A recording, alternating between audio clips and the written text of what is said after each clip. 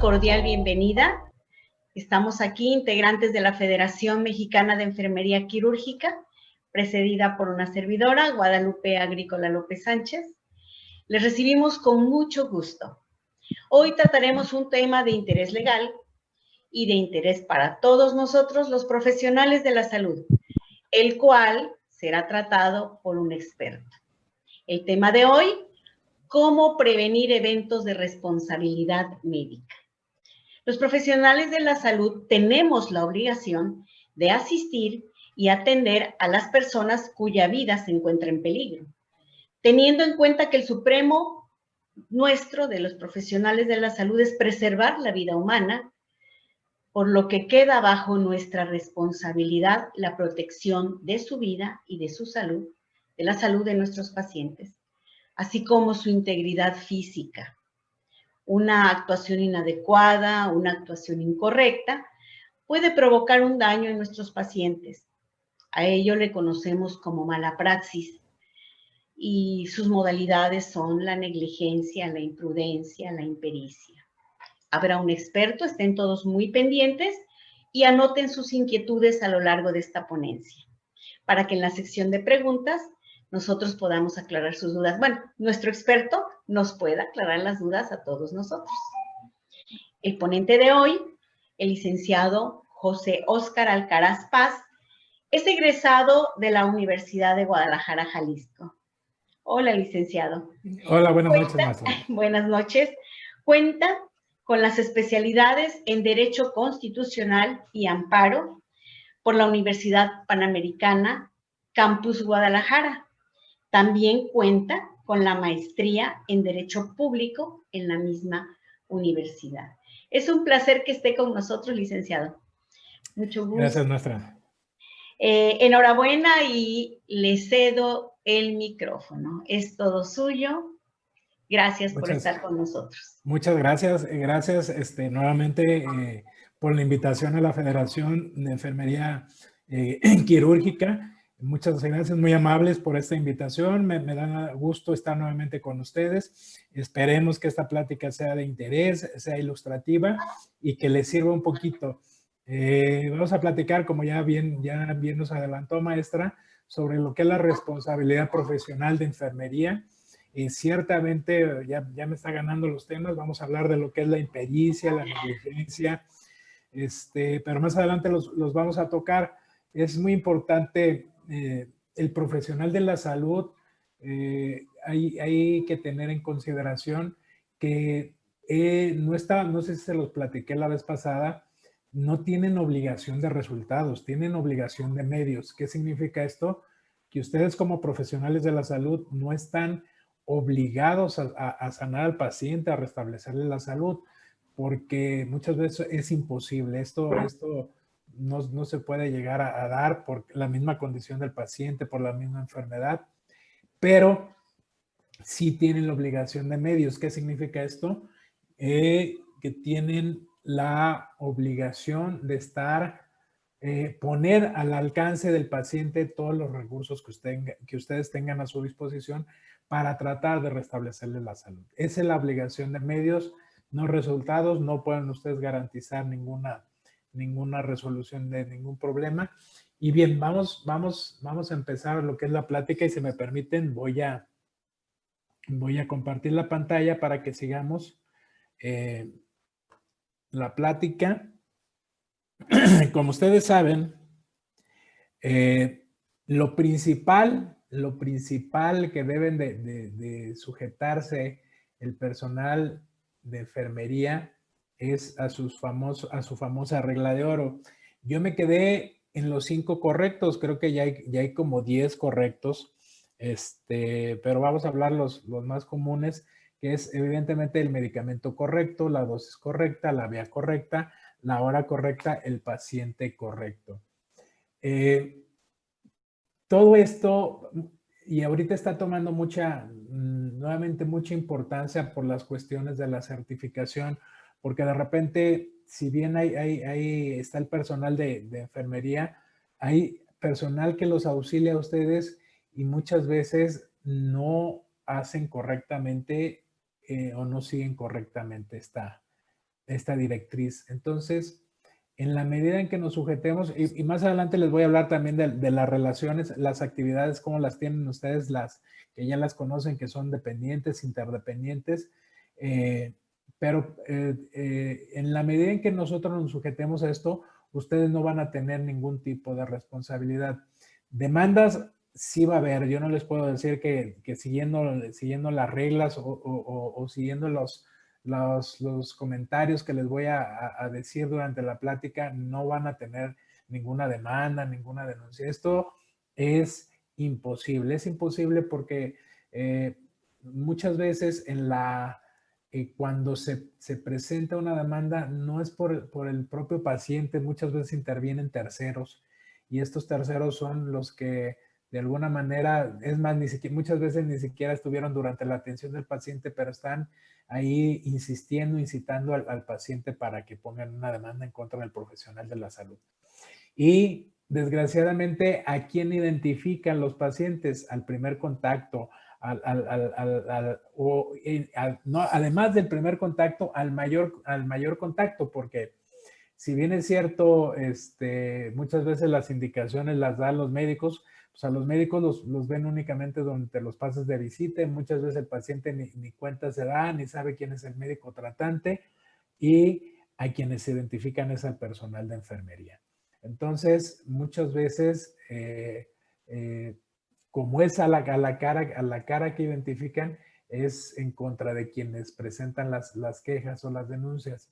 Ahí les voy a comentar algunos ejemplos que me ha tocado atender y que precisamente se debe a esto. Es por ejemplo, yo de repente les digo a los cirujanos, cuando el cirujano va a hacer una cirugía, a quien identifica es el cirujano, pero si tiene una complicación con la anestesia, al anestesiólogo ni lo conocen, ni lo ubican. En este caso también es enfermería. Muchas veces los pacientes reaccionan no a la aplicación de un medicamento que sucede, sino reaccionan por la misma evolución de la enfermedad, o coinciden momentos en donde está el personal de enfermería atendiendo y a quienes se identifican, a quienes les quieren imputar la responsabilidad, es precisamente al personal de enfermería. Por eso las recomendaciones, les decía respecto a los auxiliares, si no lo van a hacer ustedes, sí es muy importante que supervisen debidamente a este personal auxiliar. En los hospitales particulares hay mucho el problema de que ni siquiera los auxiliares ya terminaron una carrera, aunque sea técnica. Muchas veces son estudiantes y son a quienes ponen a preparar los medicamentos, a aplicar los medicamentos, y aquí es donde de repente pueden surgir los problemas. Por eso, una de las recomendaciones es preparar ustedes mismos el medicamento, administrarlos en la medida de lo posible ustedes mismos el medicamento, tener la responsabilidad de la administración, el registro correcto, porque muchas veces no se hacen los registros adecuadamente. Y ahorita vamos a hablar de las notas de enfermería y expresar la razón correcta, por qué se aplicó en este paciente. Evidentemente, esto puede resultar cuando hay alguna mala praxis, que ya les comentaba la maestra López, puede resultar en un delito. Este delito lo conocemos o lo ubicamos nosotros como delito de responsabilidad profesional y técnica. Y aquí es un poquito distinto. Esto veo que hay gente de muchos estados. Cada entidad federativa tiene sus nomenclatura, su propia descripción de los delitos, pero vamos tomando como un denominador esta definición que les voy a comentar, que es que incurre en el delito quien en el ejercicio de su profesión, disciplina o arte cause daño corporal, patrimonial o moral al receptor del servicio por dolo o culpa grave. Ahorita les voy a explicar qué es el dolo y qué es la culpa grave. ¿Qué puede pasar si me abren una carpeta de investigación, o si en su momento me abren una averiguación previa? Pues puede haber sanciones como la privación de la libertad, la inhabilitación o suspensión definitiva para ejercer la profesión, y evidentemente vienen las cuestiones económicas, que son la reparación del daño y las multas. ¿Cuáles son ¿qué es el dolo y qué es la culpa? La culpa grave, hablábamos, pero en general es la culpa. El dolo es cuando se realiza una acción, cuando se sabe que está prohibida por la ley, vamos a expresarlo así en términos claros, cuando se sabe que determinada acción está prohibida por la ley y por esta prohibición tiene aparejada una sanción. Y a pesar de que nosotros conozcamos de esta situación que está prevista por la ley y que tiene una sanción, lo cometemos aún a pesar de que tengamos el conocimiento de esto, o más bien lo hacemos a sabiendas de esto y evidentemente es con la intención de ocasionar esta conducta antijurídica y conducta tipificada como delito. Es ahí cuando se da el dolo. La culpa es cuando las cosas se hacen sin intención, cuando se hacen pensando que se pueden evitar o que no van a ocurrir los daños, pero a final de cuentas sí ocurren. Y más adelante vamos a platicar exactamente cuáles son los supuestos. ¿Cuáles son los resultados no deseados y que no queremos que nos pasen? Los originados por el paciente.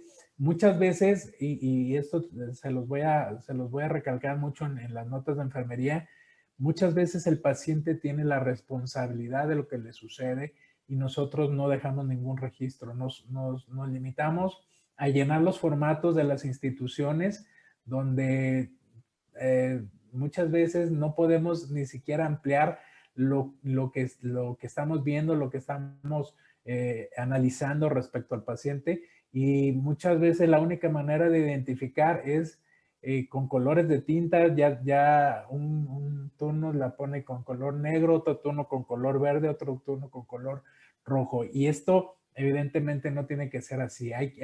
Cuando hay situaciones extraordinarias y que sean ocasionadas por el paciente, hay que registrarlas. Y les voy a poner el ejemplo más común y el que más me ha tocado atender. El paciente, cuando está hospitalizado y está consciente, evidentemente, muchas veces se está quejando de que no le gusta la cama de hospital, no le gusta la comida del hospital, muchas veces dicen que los matan de hambre, otras ocasiones no pueden ver sus novelas, no pueden ver su televisión y muchas veces firman altas voluntarias.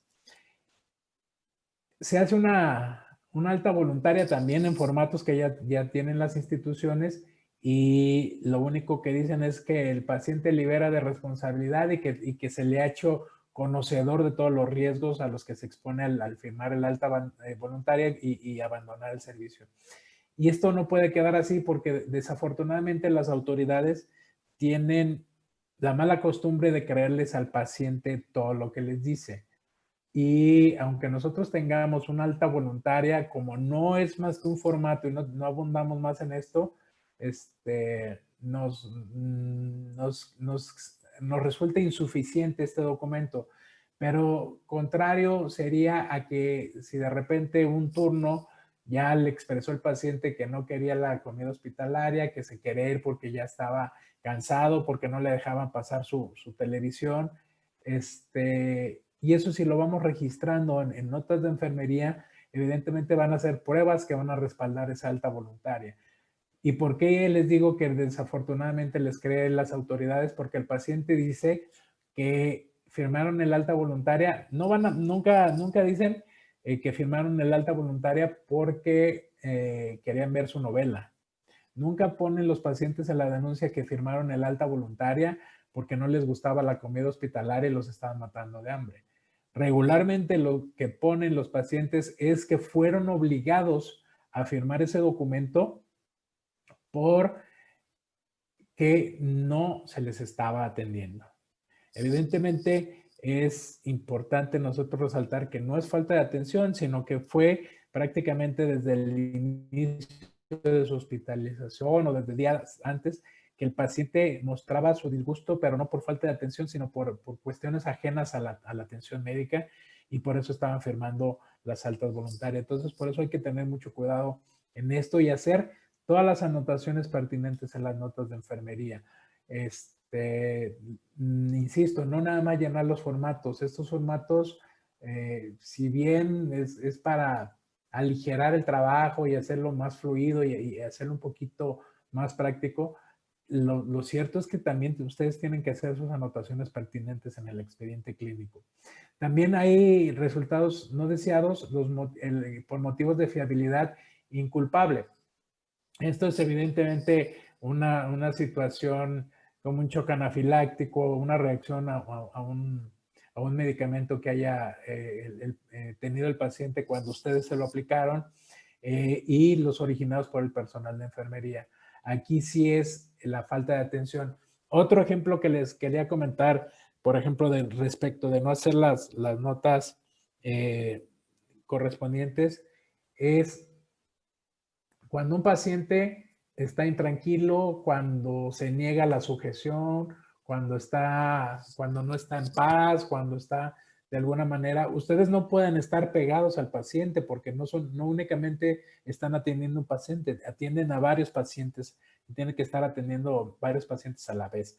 Entonces, si nosotros le ponemos y asentamos esta circunstancia en las notas donde el paciente incluso se está sacando la venoclisis, incluso muchas veces ellos están provocando mover la camilla o mover la cama donde están. A final de cuentas, si resulta una caída, ¿ustedes saben quién va a ser responsable? Bueno, es una pregunta retórica. La responsabilidad va a ser de enfermería.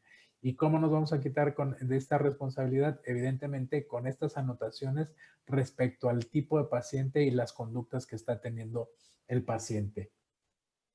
Como ya les comentaba también, los delitos que son la culpa, y ya les adelantaba la maestra Guadalupe, también hay situaciones no delictuosas. Esto ya les habíamos comentado anteriormente que son,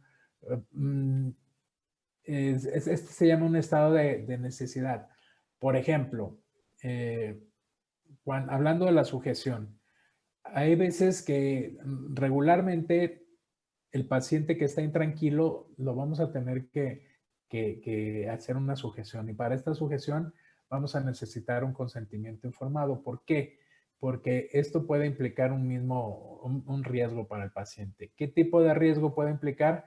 Que al estar sujeto de alguna manera se roce, se corte las extremidades donde está sujeto el paciente. Evidentemente por eso necesitamos este consentimiento informado, pero el estado de necesidades, yo lo estoy sujetando, yo estoy optando por la sujeción para evitar que el paciente se caiga de la camilla, para evitar que se quite la venoclisis, o muchas veces traen otro tipo de aparatos, o por ejemplo las cánulas cuando están intubados. Aquí hay que muchas veces sujetarlo, y ese es un estado de necesidad. ¿Por qué? Vamos a sacrificar un bien menor por un bien mayor. ¿Cuál es el bien menor? Bueno, que el paciente esté incómodo, que de alguna manera pueda sufrir algún tipo de lesión, pero que va a ser mínima en comparación a lo que puede suceder si un paciente se llega a caer, o si se llega a extraer una cánula, o se llega a quitar del respirador. Ahora bien, los delictuosos, y hablábamos de la culpa, ya nos adelantaba la maestra Guadalupe lo que eran estas son características de la culpa, y estas características es la negligencia, la imprudencia, la impericia y la inobservancia. Se los voy a tratar de hacer muy sencillo, explicar muy sencillo qué significa cada una de estas. ¿Qué es la negligencia? La negligencia es hacer las cosas inadecuadamente. La negligencia es no hacer las cosas como debemos de hacerlo, como nos lo marcan nuestros manuales, como nos lo marcan nuestras guías de práctica, como nos lo marcan nuestros criterios ya previamente establecidos, o como nos lo marca la literatura internacionalmente reconocida. Eso es la negligencia. No siempre va a haber cuestiones de negligencia, esas les digo son características de la culpa, y aunque los pacientes, el común denominador es cuando demandan que utilicen la palabra negligencia, esto no será así. La imprudencia también. ¿Qué es la imprudencia? La imprudencia es hacer las cosas sin medir las consecuencias. Como les comentaba, esperar o que no se vaya a provocar o producir un daño, que yo lo haga intempestivamente sin medir las consecuencias. Esto es la imprudencia. La impericia es que yo no esté capacitado para hacer ciertos procedimientos. Vamos de menor a mayor. Evidentemente el personal auxiliar de enfermería tiene sus funciones, la enfermera general ya con su licenciatura tiene ciertas funciones, la enfermera especialista va a tener otras funciones que no pueden estarse brincando los de menor grado o preparación académica. Al revés, sí, dice que quien puede lo más puede lo menos, es decir, una enfermera especialista sí puede realizar actividades y funciones de una auxiliar de enfermería, y al igual que una enfermera general. No al revés, una auxiliar de enfermería jamás podrá hacer las funciones o deberá de hacer más bien las funciones de una enfermera general o las de una enfermera especialista. Y la inobservancia es el no seguir las disposiciones legales aplicables. ¿Cuáles son estas disposiciones legales? El ejemplo más claro es no seguir, por ejemplo, lo que nos marca la norma oficial mexicana del expediente clínico, la 004. Si no cumplimos con lo que nos marca esta norma, evidentemente vamos a incurrir en una de estas características de la culpa y que se nos puede catalogar como un delito dependiendo el daño que se le pueda producir al paciente.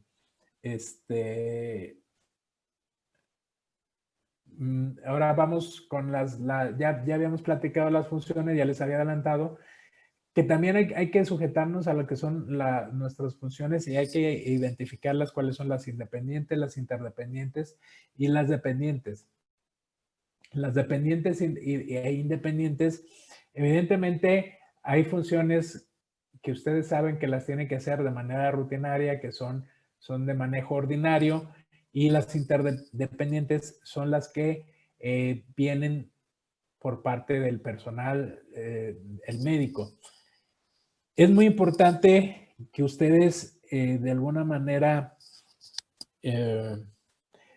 tomen sus precauciones respecto a las indicaciones que les dan los médicos. Muchas veces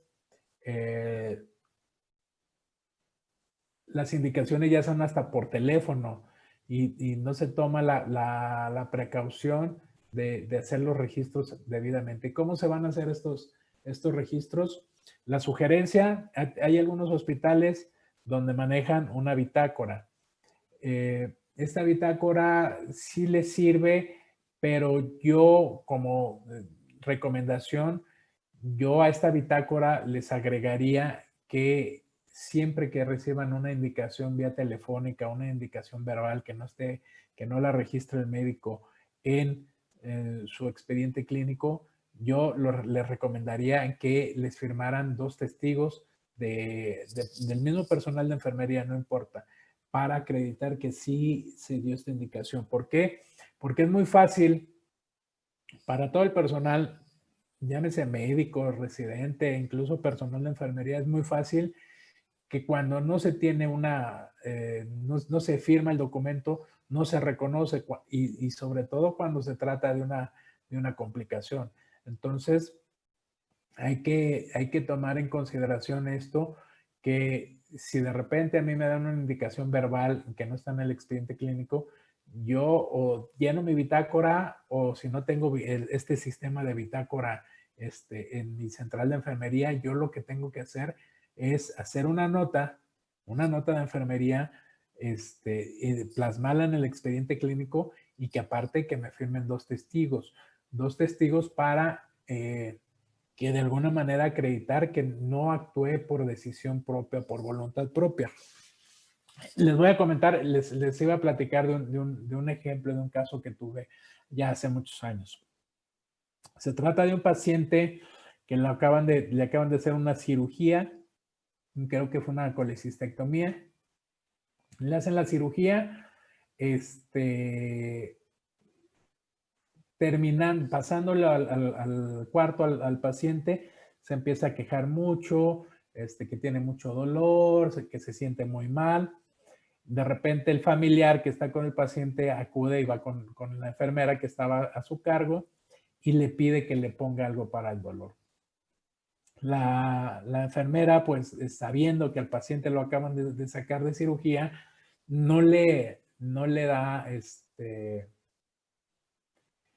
no le llama al médico, tampoco les dice que no a los familiares, y lo que hace es que prepara un placebo y va y se lo inyecta y les dice que es un analgésico. Al ponerle el analgésico al paciente, coincide que se empieza a deteriorar y se empieza a deteriorar más.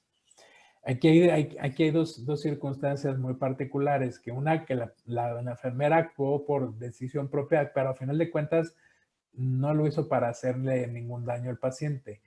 La otra particularidad es que le llaman al médico y el médico les dice que no puede ir porque está en el servicio, en otro servicio, y que no puede ir en ese momento. Y de repente se complica tanto el paciente que cae en paro, llaman a otro médico diferente, el paciente queda en estado vegetativo y es una situación muy complicada. Digo, se complicó tanto que cayó en paro, no lo pudieron sacar a tiempo y quedó en estado vegetativo. Se complicó tanto, pues la familia no quería, evidentemente no quería desconectar al paciente, hizo lo posible para que se lo trasladaran a su domicilio y que en su domicilio lo siguieran tratando. Evidentemente también la institución pues no quería hacerse cargo de los gastos porque eran unos gastos impresionantes montar una terapia intensiva en un domicilio y estar trasladando al personal. ¿A quién le echaron la culpa en ese momento y de bote pronto? Pues fue a la enfermera. ¿Por qué? Porque el familiar identificó que fue la enfermera quien aplicó el medicamento, y después de aplicar el medicamento fue que se complicó el paciente y cae en paro. Y segundo, al médico, según esto que le llamaron, y nunca acudió. Cuando llaman a declarar al médico, el médico dice, ¿sabes qué? A mí nunca me llamaron. Si me hubieran llamado, yo hubiera estado ahí. El caso es que se nos complicó muchísimo este asunto. A final de cuentas, utilizamos testigos, utilizamos incluso pruebas periciales. Afortunadamente, todo se pudo demostrar que el medicamento, que no fue medicamento, no sé si fue nada más agua destilada, no sé qué le pondría al paciente, nada tuvo que ver. El paciente incluso ya venía con la complicación desde quirófano. Al paciente en quirófano le pusieron un medicamento, creo que es metamizol, hizo reacción, el paciente fue decayendo en sus constantes vitales. Se le habló al médico y el médico nunca fue, y evidentemente aquí le querían responsabilizar a la enfermera porque decían que ella había tenido la culpa. Les digo, se acreditó que no fue ningún medicamento el que le hizo daño al paciente, que no se le aplicó incluso ningún medicamento, y fue muy difícil acreditar que sí se le hizo la llamada al médico y no acudió. Entonces, por eso les digo y les comento que es bien importante que ustedes hagan sus anotaciones en los expedientes clínicos, así, y la tienen que poner como es una nota de enfermería, así se tiene que denominar, así se denomina y así se tiene que señalar. Insisto, muchas veces en las columnas que tienen ustedes para estar haciendo sus anotaciones, son muy pequeños los espacios para señalar una cuestión tan circunstanciada, que debemos nosotros hacer estas anotaciones y no se hacen. Y esto, a final de cuentas, es lo que nos va a defender. El mayor elemento de defensa que tenemos en un caso médico legal es el expediente clínico. Y evidentemente van a ser las anotaciones. El expediente clínico se va a traducir en defensa. Es decir, que si yo tengo un expediente clínico o alguna nota deficiente o escueta o incompleta, mi defensa va a ser igual, va a ser incompleta, va a ser deficiente. Entonces, hay que tomar en consideración que es nuestro mayor elemento de defensa. ¿Qué tenemos que hacer como personal de enfermería? Yo sé que esta no es una recomendación que tengan que estarla escuchando, porque yo sé que lo trabajan día a día, hora a hora, paciente con paciente, pero hay que estrechar estos lazos de confianza. Hay que hacerlos entender a los pacientes cuáles son sus funciones, cuáles son las funciones del médico y hasta dónde pueden ustedes participar y hasta dónde pueden hacer ustedes, porque en el caso que les comentaba la enfermera por buena persona, por apoyar al paciente y a los familiares, les dio un placebo tratando pues de alguna manera convencer al paciente de que se le había puesto un medicamento que lo iba a ayudar. Desafortunadamente no ocurrió así, se complicó la situación y fue una complejidad pues que se le presentó a la enfermera y sobre todo para ella. Hay que hacerles entender que los medicamentos no son mágicos y no son curas milagrosas, tienen que tener su efecto, tienen que tener su tiempo de acción. Muchas veces el paciente está estresado, está angustiado, está dolorido y lo que quieren es aliviar su dolor rápidamente. Yo sé que ustedes de alguna manera lo saben hacer entender esta situación. Yo sé que son muy humanos, humanas, pero no está por demás en recalcarles esta recomendación y que ustedes se esmeren un poquito más en esta relación profesional con el paciente. ¿Por qué insistimos en esta recomendación? Porque en la medida en que nosotros la llevemos a cabo, en esa misma medida vamos a evitarnos problemas de tipo legal. Si bien es cierto, como les decía al inicio, quien identifica de primera mano al paciente es enfermería, lo identifica porque es el que da la cara más tiempo y principalmente hacia el paciente.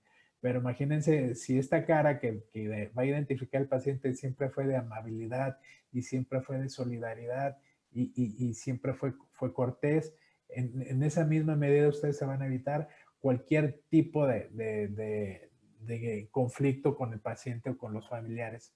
Como ya les comentaba, muy importante llenar sus notas de enfermería. Nos marca la norma oficial mexicana ciertos lineamientos, ciertas directrices, pero como recomendaciones es llenar el encabezado con fecha, nombre del paciente, cédula de registro y servicio. Muchas veces tenemos una complicación que dice entre médico y enfermería, porque dice el médico, no es que enfermería me tiene que tomar los signos vitales y es el que tiene que asentarlos.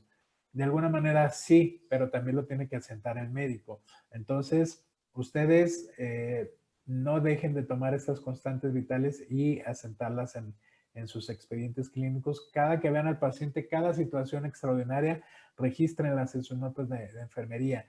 Si es primera vez, el sexo, edad, diagnóstico y síntomas generales, la observación y valoración de los signos vitales, objetivos. Yo también, aparte de objetivos, les señalaría los negativos. ¿Qué son los negativos? Cualquier padecimiento o cualquier sintomatología que el paciente no traiga. Por ejemplo, si dentro de mis funciones el paciente dice, tengo mucha fiebre y me siento muy caluroso y me siento esto, ustedes al tomar la temperatura, ustedes, aunque no tengan, ustedes no van a señalar únicamente los signos positivos como sería la fiebre. Hay que poner también que el paciente no tiene fiebre, que el paciente tiene una temperatura normal, porque en esa medida nosotros vamos a demostrar que el paciente no tenía los datos clínicos que él refiere cuando ustedes participaron en su atención. Y siempre señalar el estado físico y emocional del paciente. Es bien importante señalar el estado emocional del paciente porque, como les decía, a final de cuentas, el paciente dice que fue por falta de atención o fue porque no se le puso el cuidado necesario y ustedes al estar anotando estas circunstancias de la atención, de cómo se encuentra el paciente anímicamente, emocionalmente, también se van a evitar problemas, porque muchas veces el paciente está tranquilo y llega un familiar y lo altera y ya lo deprimió, y esta depresión luego la van a querer trasladar hacia ustedes. Entonces hay que hacer este tipo de anotaciones. Evidentemente se debe de señalar cómo se recibe el paciente, en qué posición, y lo que tenga colocado. Las respuestas específicas a la medicación y otros cuidados, la conducta del paciente y otras observaciones de su estado de salud. En síntesis, se le tiene que anotar todo lo que nos veamos nosotros del paciente, porque como les he venido comentando, las notas de enfermería, y como todas las notas del expediente clínico, es la constancia de la atención del paciente. Y como constancia, nosotros tenemos que estar señalando qué es lo que sucede en la atención del paciente. Como bien hemos venido comentando, las notas les sirven para dejar constancia de las medidas terapéuticas aplicadas por diversos miembros del equipo profesional, perdón. Las medidas terapéuticas ordenadas por el médico y aplicadas por enfermería. Las medidas tomadas por enfermería y no tomadas por el médico. Como ya les comentaba, es la constancia de la atención, las notas de enfermería y todas las notas del expediente clínico. Por lo tanto, viene siendo un documento legal, así nos lo establece la norma oficial mexicana, y nos dice que es la protección, o es el trasladar, o de alguna manera conservar, y se me fue ahorita la palabra, pero es prevalecer el derecho a la salud del paciente. Y sobre todo, como les he venido comentando, la constancia de la atención del mismo. En síntesis, o en general, como les decía, todo el expediente clínico es el documento legal, contiene datos precisos y veraces, es un medio de comunicación entre los miembros del equipo de salud y es la mejor arma de defensa en caso de un conflicto médico-legal. Es como les he venido diciendo.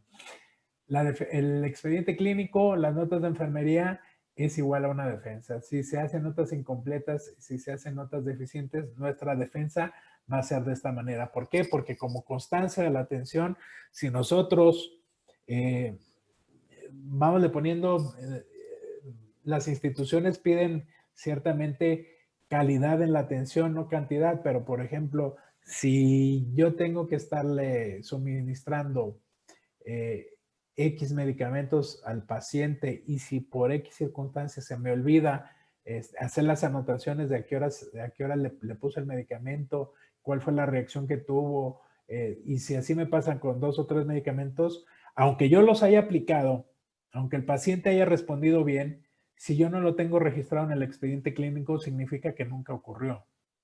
Y así en ese mismo sentido, nos van a poder criticar de que nosotros no hicimos lo que nos correspondía.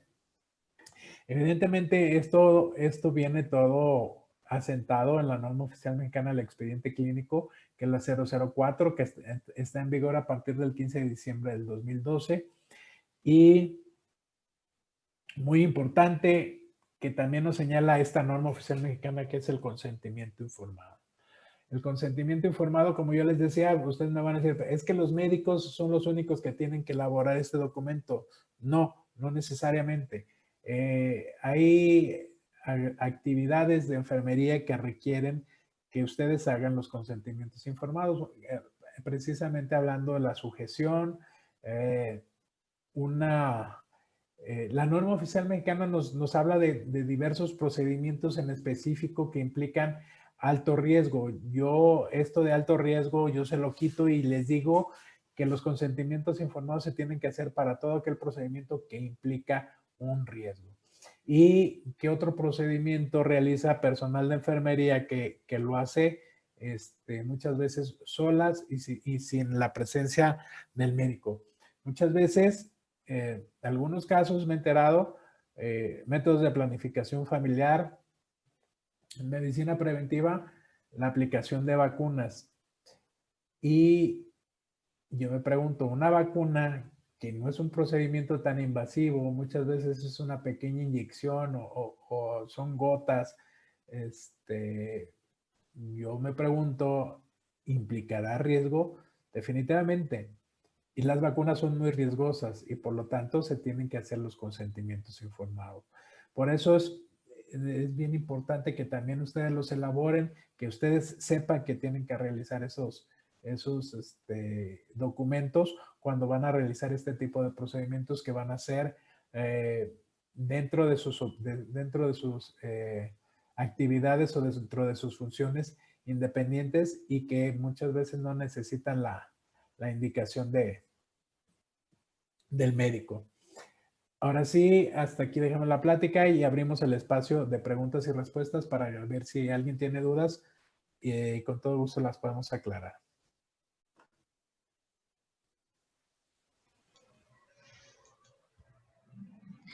Muchas gracias, licenciado. Muchas gracias. No, al contrario. Pues sí, estamos Finita empieza. Muy conscientes, ¿verdad?, de la importancia de las anotaciones en nuestro expediente. ¿Qué preguntas tenemos, Finita? Sí, Lupita, licenciado, pues hay varias preguntas, licenciado. Adelante. Déjeme, no hallo por cuál empezar, todas son interesantes. Bueno, antes de empezar la sesión de preguntas, nos ponen aquí en el chat de preguntas y respuestas los teléfonos en caso de que haya alguna duda más contundente hacia usted, ¿verdad? Entonces, Sí. por si acaso están interesados o tienen algún problema o alguna problemática, pues ellos nos pueden orientar. Y bien, déjeme empiezo con la primera pregunta. Nos dice Rosa Ángela González, de las indicaciones, según las acciones esenciales de la seguridad del paciente, está en la acción número 2 de la comunicación efectiva. Esta debe de ser en libreta foliada y definitivamente lleva firma. Eso usamos en nuestro hospital. Pero firma de quién, nada más de la enfermera o de la... Dice, definitivamente lleva firma, me imagino que es de la enfermera. Yo le sugeriría que muchas veces las indicaciones las reciben en la central, que les firme la jefa, la enfermera que está recibiendo la indicación, y si se puede otra compañera, porque les digo, si es como un cheque, ustedes pueden hacer un cheque, pueden hacerlo a nombre de una persona, pueden hacerlo por la cantidad que ustedes gusten, pero si no tienen la firma, no se los van a pagar. Así van a ser las indicaciones. Entonces, sí, estas indicaciones son de orden verbal. Ajá. Ok, entonces tiene que estar firmada también por la jefa en este momento. La sugerencia es que sí, porque es lo que les va a dar contundencia en los testimonios. Ok, muy bien. ¿Continúas, Isa? Sí, gracias, maestra Finita. Licenciado, buenas noches. Buenas noches. ¿Cuáles son los eventos más frecuentes de responsabilidad de enfermería en las cirugías? Más frecuentes, las gasas. Enfermera circulante o instrumentista. Muchas veces es la circulante. Yo aquí les sugeriría doble o hasta triple checklist en las gasas, en las compresas, porque es algo muy común. Y evidentemente, si el médico, muchas veces el cirujano se basa única y exclusivamente en lo que le dice la circulante o lo que le dice la instrumentista. Y por eso ya no hace revisión el cirujano. Entonces, ¿qué dice el cirujano? Es que yo solicité el conteo y me dicen que el conteo es completo. Entonces, yo la responsabilidad se la voy a tratar de trasladar a la enfermera que me dio el conteo. Entonces, no sé de qué manera puedan hacerles ustedes y hacer un doble checklist.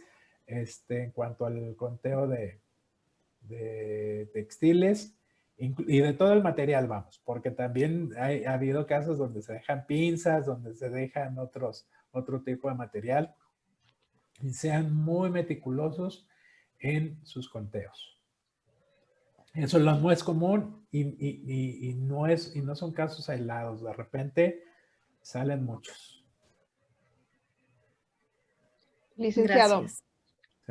licenciado, con respecto a los óblitos, a lo que usted estaba hablando, de objetos dejados dentro de alguna cavidad, el sábado tuvimos una plática y sí queríamos saber hasta qué punto es la responsabilidad de la enfermera o de las enfermeras que están en un quirófano. Vamos Porque partiendo. si bien es cierto, pues obviamente el que se lleva toda la responsabilidad es el médico, pero también hasta qué punto es la responsabilidad de las enfermeras del quirófano. Vamos entendiendo o vamos partiendo desde esto. La responsabilidad es 50 y 50, es compartida. Yo estoy seguro que ni siquiera ese 50% de responsabilidad quieren ustedes. Pero les soy bien honestos, la mayoría de los casos, la responsabilidad se les va a trasladar a enfermería, en la mayoría de los casos. ¿Por qué? Porque como les digo, quienes se encargan de hacer los conteos son precisamente las enfermeras que están o los enfermeros que están en quirófano, y el médico se basa únicamente a eso. Ya por eso ya ni siquiera explora, ya ni siquiera revisa para ver si dejó o no ahí y mucho ojo también, ahorita me vino a la cabeza, ha habido casos donde se dejan este material, muchas veces el médico ni siquiera lo utiliza, pero quien opera no fue el médico, fue el residente. Entonces los residentes no tienen la pericia, no tienen la capacidad, no tienen el colmillo. Entonces cuando operen un residente, ustedes pónganse más estrictas en sus conteos. Digo, porque partiendo desde este punto de vista, es 50%. Vamos a hacernos la imagen de que ya llevamos el 50% de responsabilidad, porque el 50% es del médico y 50% es mía. Pero les digo, la mayoría de las veces se les carga el 100% a ustedes. Muy bien.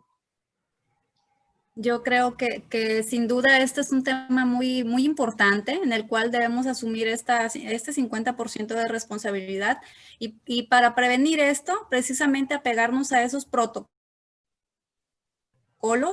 hacer partícipe al médico, al segundo ayudante, como lo mencionan los protocolos. El recuento quirúrgico pre, trans y postoperatorio, hacerlo el segundo ayudante, la enfermera instrumentista o quirúrgica, y por supuesto también el enfermero o enfermera circulante. Si nos apegamos siempre a estos protocolos, el recuento quirúrgico que implica los agujas, instrumental, gasas, cotonoides, compresas, etcétera, etcétera, siempre saldremos exitosos con ese 100, todos, ¿no? Todo el equipo. Así es. Ha habido casos, y no me lo van a creer, que de repente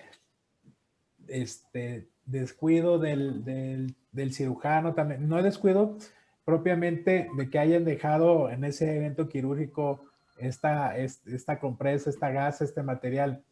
Ha habido casos donde han dejado materiales en un evento anterior y el médico no se da cuenta precisamente de que ya traía, evidentemente se esconden, se ocultan, se disimulan, se pierden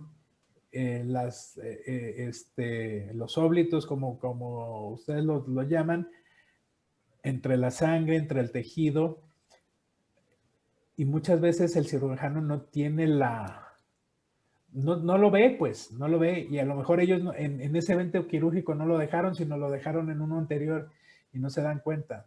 Y de repente sí tienen muchos problemas porque ahí anda el cirujano, no, es que fue la enfermera la que no contó bien y la enfermera, no, es que sí hice mis cuentas bien y el cirujano no se fijó.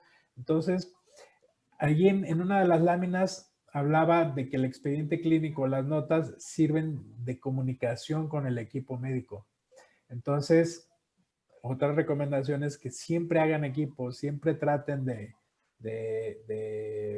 hacer equipo. El equipo es todos los que intervienen en el proceso de atención, no nada más médicos o enfermería, también los apoyos diagnósticos. En la medida que ustedes estén bien unidos, no van a tener problemas.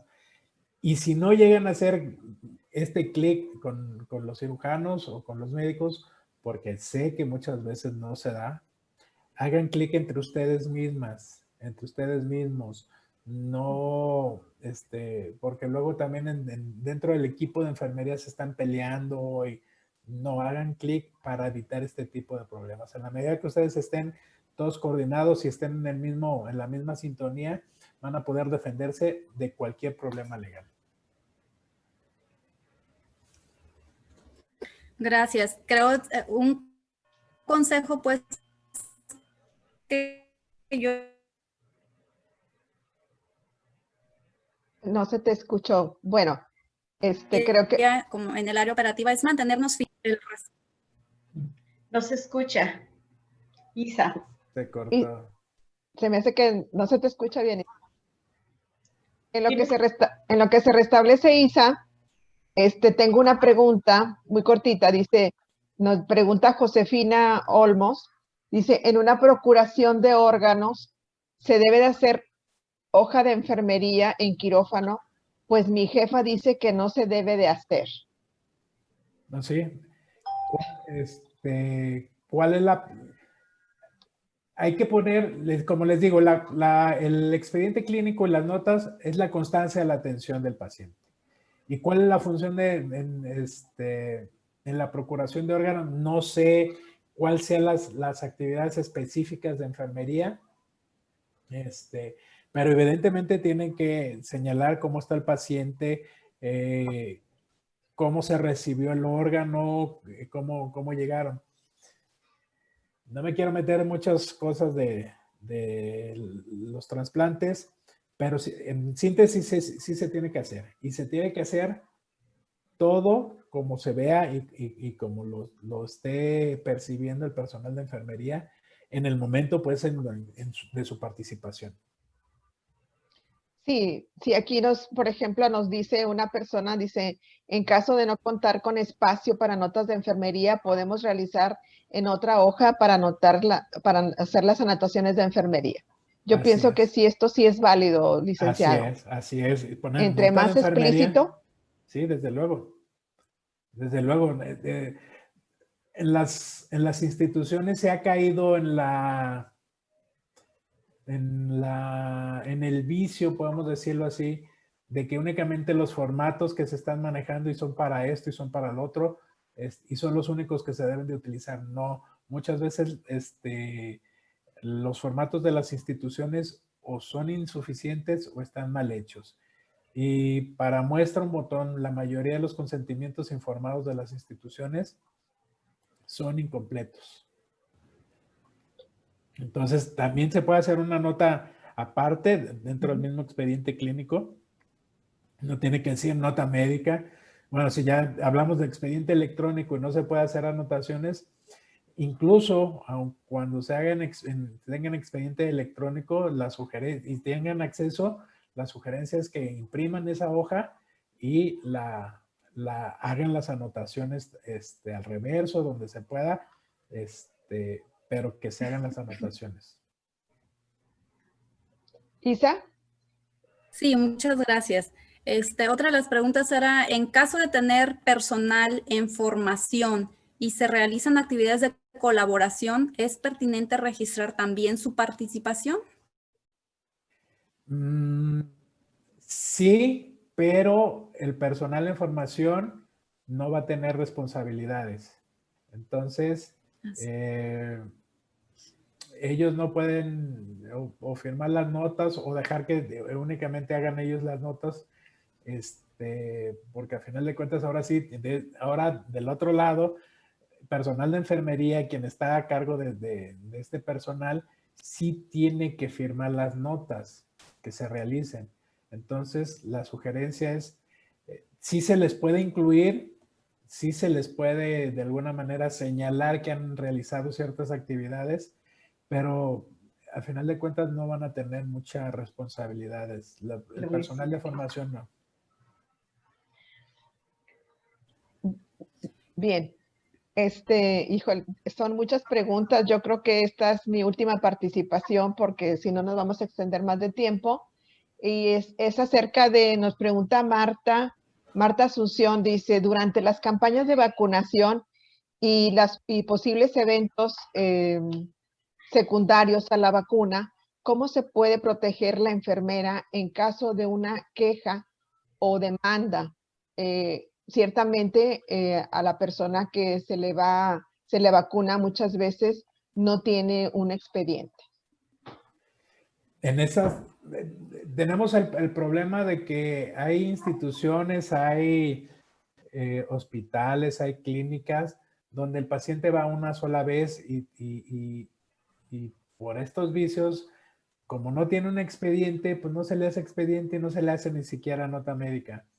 No, y la recomendación es que en estas campañas de vacunación, de alguna manera se protejan ustedes, porque les digo que a quienes van a identificar son a ustedes. Y puede haber reacciones al personal de enfermería que le aplicó la vacuna. Va a haber reacciones mínimas, como la hinchazón, como puede ser si es para una vacuna de influenza, a lo mejor va a haber resfriado, a lo mejor, pero puede haber choques anafilácticos muy serios. Y la responsabilidad se las van a tratar de checar a ustedes, al personal de enfermería, quien le aplicó la vacuna.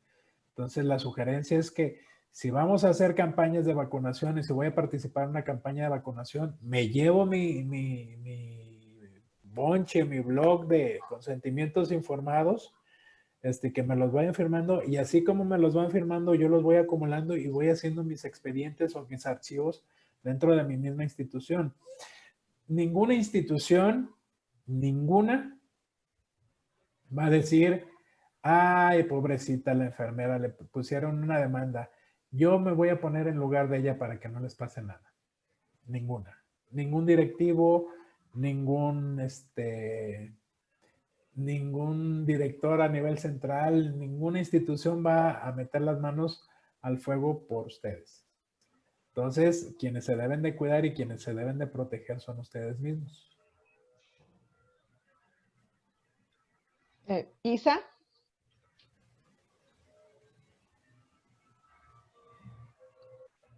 Isa, ¿tienes otra pregunta? Sí, muchas gracias, disculpen. Para igual, sí, gracias. Para terminar la participación tengo una pregunta y leerle algunos comentarios. La pregunta es, ¿cómo puedo defenderme ante familiares difíciles al trato? ¿Difíciles qué, perdón? El trato. ¿Al trato? Difíciles al trato. trato. Sí, era una que tenía yo pendiente porque está interesante también. Ok. Sí.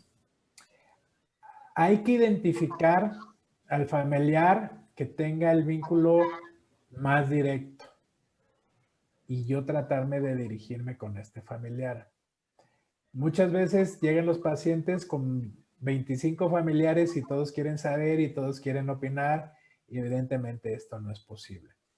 Ustedes tienen, y aparte tienen la obligación de proteger la confidencialidad del paciente. Así sea su familiar, si el paciente no autoriza a quién se le va a dar la información, no se le tiene por qué estar dando a todo el mundo. Entonces, ¿qué hago? Yo identifico al familiar que está prácticamente diario con él, que sé que tiene el vínculo más cercano y me trato de conducir con él. Ante todas las agresiones, ustedes tienen la posibilidad, porque a final de cuentas son personas. No por el hecho de que trabajen en una institución pública, no por ese hecho significa que tengan o estén obligados a soportar maltratos, humillaciones, agresiones. No, Entonces, cuando tienen un paciente, un familiar difícil, lo que hago es inmediatamente llamar a seguridad para que seguridad se haga cargo de él. La obligación que tengo es con el paciente y con el familiar más cercano. De ahí los otros 25, que les informe al familiar que se les está dando la información. Bien. Bien, pues, licenciado Oscar, no sé, Lupita, si tú tengas alguna pregunta por ahí. Estaba con la inquietud del familiar que en especial, pero ya lo aclaró ahorita.